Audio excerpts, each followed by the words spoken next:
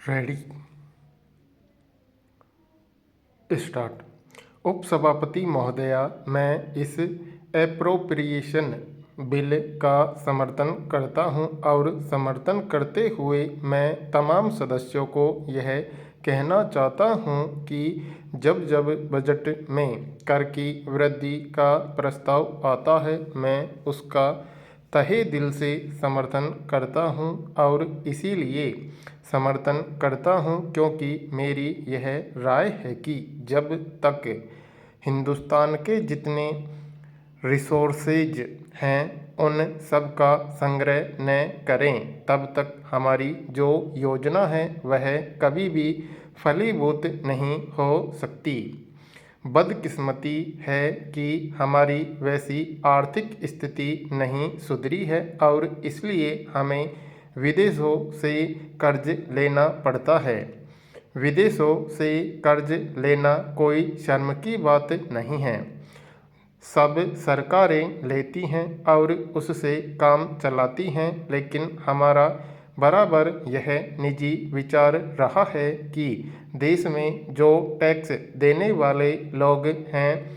उनसे टैक्स लिया जाए और अमीरों से ज़्यादा लिया जाए तथा गरीबों से कम लिया जाए। यह हमारा विचार बराबर रहा है, लेकिन मेरी शिकायत है कि अभी जो हमारी सरकार है वह समाजवाद की स्थापना के लिए बात करती है, किंतु इसकी जो आर्थिक नीति है वह मिश्रित अर्थव्यवस्था की है, गंगा जमुना की नीति है और यह जो गंगा जमुना की नीति है वह मुल्क के लिए अच्छी चीज़ नहीं है। कितने दिन तक यह चलेगी यह तो पता नहीं और इसीलिए हमारी सरकार कभी कभी अमीरों पर रहम करती है। उनसे तो इतना टैक्स लेना चाहिए कि हमें बाहर के जो देश हैं उनसे कर्जा लेने की ज़रूरत न पड़े। इसके साथ ही साथ जो मध्य वित्तीय दर्जे के लोग हैं जिनकी माली हालत अच्छी है उनसे भी ज़रूर टैक्स लिया जाए और गरीबों से कम लिया जाए, लेकिन ऐसी स्थिति नहीं है। जो हमारी समाजवाद की नीति है वह तो अपनी जगह पर सही है, योजना भी हम करते हैं, लेकिन जो हमारी आर्थिक नीति है वह गलत है और जो मिश्रित अर्थव्यवस्था की नीति है उसको ही हम ढोए जा रहे हैं। हमारे वित्त मंत्री बड़े गर्व के साथ कहते हैं कि चूँकि हम प्रजातांत्रिक समाजवाद को मानते हैं इसलिए मिश्रित अर्थव्यवस्था रखे हुए हैं। दुनिया में जो भी प्रजातांत्रिक समाजवाद की परिभाषा है उसे हमने पढ़ा है, लेकिन जो वित्त मंत्री साहब दलील देते हैं वह समझ में नहीं आती है। प्रजातांत्रिक समाजवाद क्या होता है? यह कि प्रजातांत्रिक तरीके से उसकी योजना बनाएंगे और इसलिए ही उसे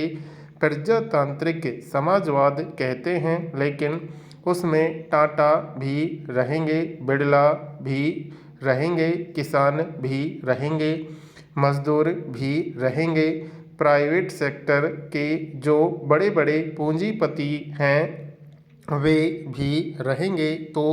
यह तो कभी चलता नहीं है, लेकिन चल रहा है। सरकार को इस नीति का परित्याग करना पड़ेगा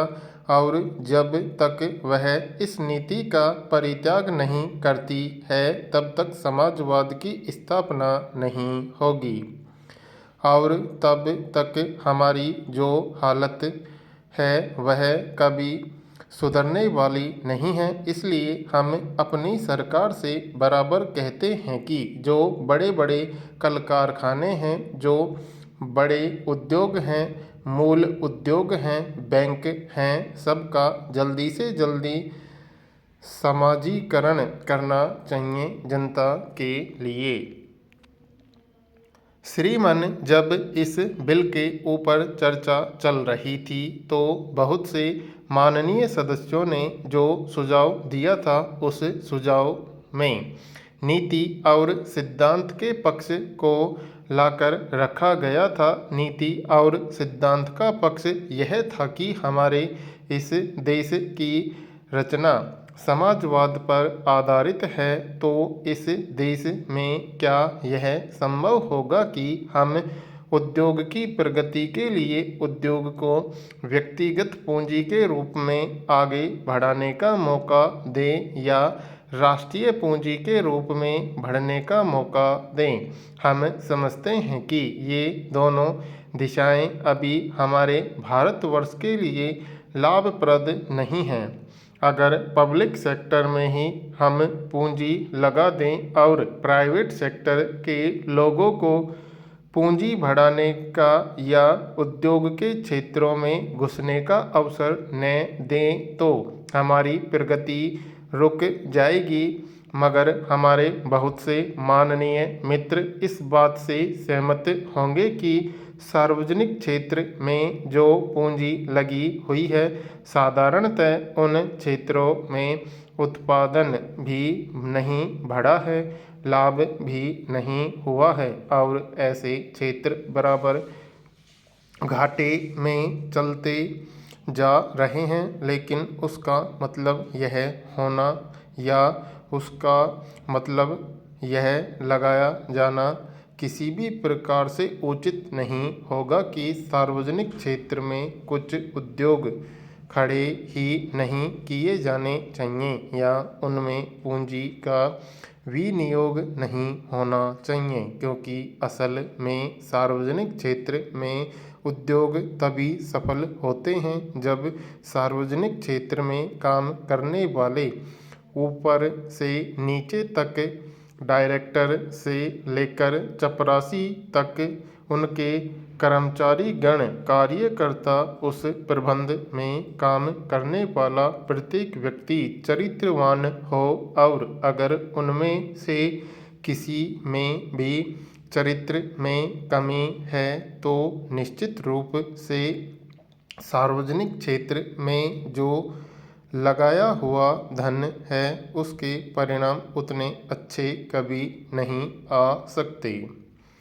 इसी प्रकार से यदि व्यक्तिगत क्षेत्र में धन लगाने के लिए एक प्रकार से मनाही कर दी जाए या इस प्रकार के कानून बना दिए जाएं जिससे व्यक्ति विशेष उस उद्योग के क्षेत्र में आए नहीं, तो मैं समझता हूँ हमारा देश एक बहुत बड़ी गलती करेगा। इस बिल के विषय में जब कुछ सोच विचार किया जा रहा था तब बहुत सी दूसरी चीज़ों के कानून इस संबंध में आए। बिल मंगवा कर